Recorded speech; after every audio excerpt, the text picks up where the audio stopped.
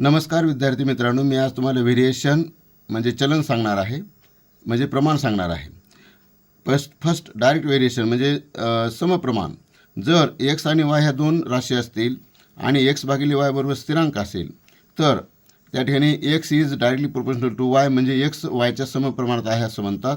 आणि x upon y is equal to k हा स्थिरांक असतो आणि x बरोबर ky हे त्या व्हेरिएशनचं म्हणजे समप्रमाणाचं किंवा समचलनाचं समीकरण असतं x बरोबर ky।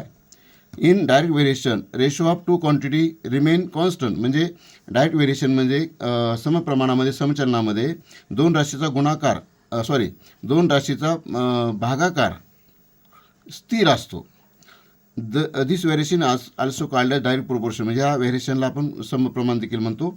सेकंड इन्व्हर्स व्हेरिएशन, जर x आणि y दोन क्वांटिटी असतील, दोन राशी असतील तर x गुणिले y स्थिर असते आणि त्याला आपण असं म्हणतो x varies in inversely as y म्हणजे x हे y च्या व्यस्त प्रमाणात आहे आणि त्याला असं लिहितात x inversely proportional to 1/y म्हणजे x हे y च्या व्यस्त प्रमाणात आहे आणि त्यालाच आपण असं लिहू शकतो x is equal to k/y म्हणजे k स्थिरांक असतो आणि याचं समीकरण आहे x × y is equal to k।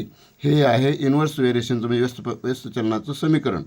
आणि इन्व्हर्स व्हेरिएशनमध्ये दोन राशीचा गुणाकार हा स्थिर असतो नेहमी। कोणत्या दोन राशीचा गुणाकार स्थिर असेल तर त्या दोन राशी कशात असतात, इन्व्हर्स व्हेरिएशनमध्ये असतात आणि इन्व्हर्स व्हेरिएशनलाच आपण इन्व्हर्स प्रोपोर्शन किंवा व्यस्त प्रमाण असेही म्हणतो। धन्यवाद।